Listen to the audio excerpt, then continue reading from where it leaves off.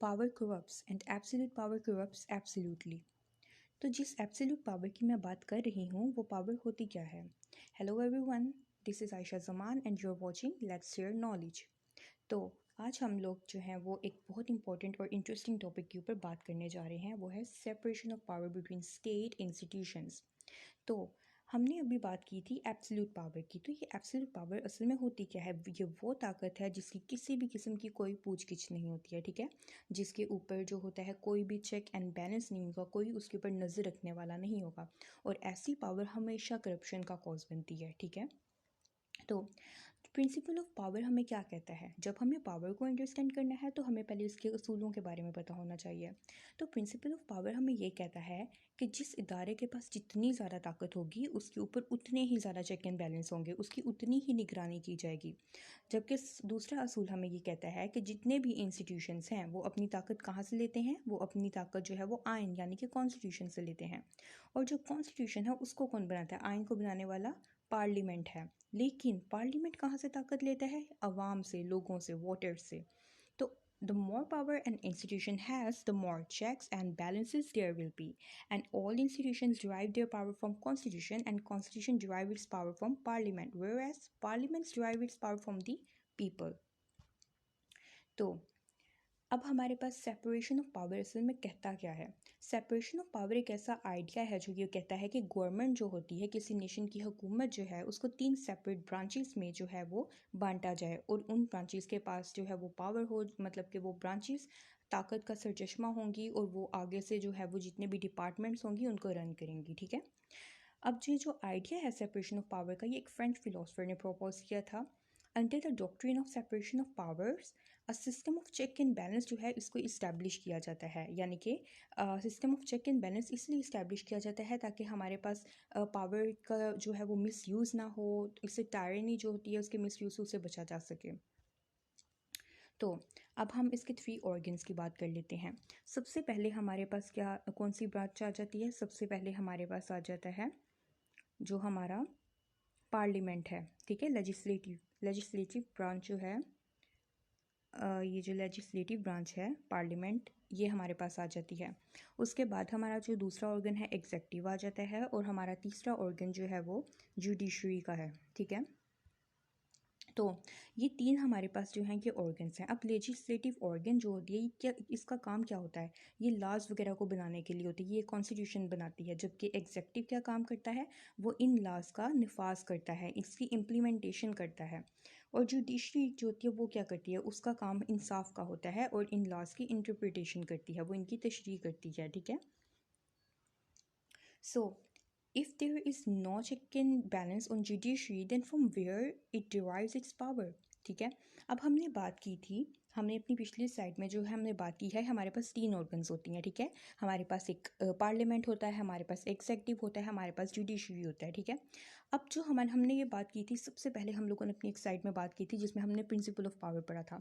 हमने क्या बात की थी कि जिस इदारे के पास जितनी ज़्यादा ताकत होगी उसके ऊपर उतने ही ज़्यादा चेक एंड बैलेंस होंगे, ठीक है। अब अगर उस लिहाज को देखें, उस प्रिंसिपल को हम लोग याद करें, तो हम यहाँ पे क्या देखते हैं कि हमारा जो पार्लियामेंट है वो सुप्रीम बॉडी है, उसके पास बहुत ताकत है, ठीक है। इसका मतलब उसके ऊपर चेक एंड बैलेंस भी बहुत ज़्यादा है, ऐसा है कि नहीं? हम लास्ट स्लाइड में देखेंगे कि किसके मतलब किस ब्रांच के ऊपर कितने कितने जो हैं वो चेक एंड बैलेंस हैं, ठीक है। ठीक है, फिर उसके बाद हमारे पास आ जाता है एग्जेक्टिव। अब एग्जेक्टिव के बारे में हम लोग देखते हैं कि एग्जेक्टिव जो है वो लॉज को जो है वो उनकी इम्प्लीमेंटेशन करता है, ठीक है। तो उसके पास भी ताकत है, जाहिर सी बात है, अगर ताकत है तो चेक एंड बैलेंस भी होंगे, बिल्कुल। लेकिन जब हम जुडिशरी की बात करते हैं, जुडिशरी के पास भी ताकत है पर उसके ऊपर कोई भी चेक एंड बैलेंस नहीं है, ठीक है। जुडिशरी के पास कोई चेक एंड बैलेंस नहीं, ये बहुत हैरान कुन बात है यकीनन। जुडिशरी जो है असल में वो डिराइव करता है अपनी पावर को मॉरल अथॉरिटी से। But why and what does that mean? ये जो चीज़ है ये बहुत ही कुछ बच्चों को जो है वो कॉम्प्लिकेट करती है, लेकिन ये बात बिल्कुल सच है। जुडिशरी अपनी जो ताकत है वो अखलाकियात की बुनियाद पर लेता है, ठीक है? आप लोग उसको एक इज़्ज़त देते हो, उसको एक एहतराम देते हो, जो कि बहुत ज़रूरी है। क्योंकि अगर जुडिशरी पे भी हम लोग चेक एंड बैलेंस वगैरह रखेंगे, मतलब जुडिशरी जो है उसके ऊपर आप लोग चेक्स रखोगे, तो क्या होगा कि वो अपना जो इंसाफ़ मुहैया करने का जो एक वो प्लान है वो ठीक से लोगों को इंसाफ़ मुहैया नहीं कर सकेंगे, ठीक है? जो कि बहुत प्रॉब्लम कॉज़ करता है। तो ये बहुत इंपॉर्टेंट चीज़ है कि आप जुडिशरी को हर किस्म के चेक से, हर किस्म की अज़ियत से, इस तरह की जो है बिल्कुल फ्री रखो, ठीक है? तो लोग उसको क्या करते हैं, मॉरल अथॉरिटी, यानी कि वो एक आप कहने के मॉरली अखलाकियात की बुनियाद पर उसको जो है वो एक इज़्ज़त देते हैं, उसको उसका एक अलहदा मुकाम देते हैं। जुडिशरी के ऊपर किसी भी किस्म का चेक एंड बैलेंस नहीं हो सकता और ना कभी होगा और ना कभी रहा है। ठीक है। अब लास्ट हमारे पास जो एक चीज़ आ जाती है वो है, हम चेक एंड बैलेंस देखेंगे कि किस ब्रांच पर किस किस का है। पार्लियामेंट जो है, पार्लियामेंट को पहले हम लोग देख लेते हैं यहाँ पर, ठीक है? तो पार्लियामेंट हम देखें अगर, तो पार्लियामेंट के ऊपर एग्जेक्टिव का, यानी कि ये एग्जेक्टिव जो है ये पार्लियामेंट पे नज़र रखती है, जबकि जुडिशरी भी पार्लियामेंट पे नज़र रखती है, ठीक है? दो तो ये हो गए ना चेक। तो तीसरा हमारे पास कौन सा आ जाता है? तीसरा हमारे पास वोटर्स आ जाते हैं, जाहिर सी बात है, जिन्होंने वोट डाला होगा, जो अवाम है। फिर हमारे पास ओपोजिशन आ जाता है, ठीक है, जो पार्लियामेंट में बैठे होते हैं। मीडिया आ जाता है हमारे पास, FIA है, नैब का आ जाता है, पुलिस है, ओम्बड्समैन। ओम्बड्समैन आखिर में क्या होते हैं? ओम्बड्समैन जो हैं ये ऑफिशियल्स होते हैं, जिनको जो है वो अपॉइंट किया जाता है, ताकि वो अलग अलग कंप्लेंट्स जो हैं कंपनीज वगैरह के खिलाफ या किसी के खिलाफ भी, मतलब कंप्लेंट्स है ना, तो वो उसको देखते हैं, ठीक है? फिर हमारे पास आ जाते हैं डिपार्टमेंट ऑफ ऑडिटर जनरल आ जाता है। फिर हमारे पास प्रोविंशनल एंटी करप्शन इस्टेब्लिशमेंट आ जाता है। अब अगर हम एग्जेक्टिव के ऊपर चेक देखें, तो उसमें पार्लियामेंट जो है वो एग्जेक्टिव के ऊपर चेक रखती है, जुडिशरी भी एग्जेक्टिव को चेक करेगी, ठीक है?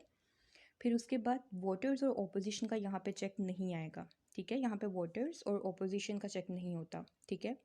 मीडिया यहाँ पे हो गया, FIA, नैब, पुलिस, ओम्बड्समैन और जितने भी बाकी, ये सब यहाँ पे चेक होते हैं, ठीक है? सिर्फ यहाँ पे कौन से चेक जो है वो पार्लियामेंट से अलग हैं। एक तो वोटर्स का यहाँ चेक नहीं है और ओपोजिशन का कोई चेक नहीं एग्जेक्टिव पर। और जुडिशरी, जुडिशरी हमारे पास एक, हमने भी उसके बारे में बात की है कि जुडिशरी पे कोई भी चेक नहीं होगा किसी का भी, जबकि जुडिशरी पार्लियामेंट पे भी चेक रखेगी और एग्जेक्टिव पे भी चेक रखेगी, ठीक है? और ये हमारा आज का जो है वो टॉपिक था। And thank you so much.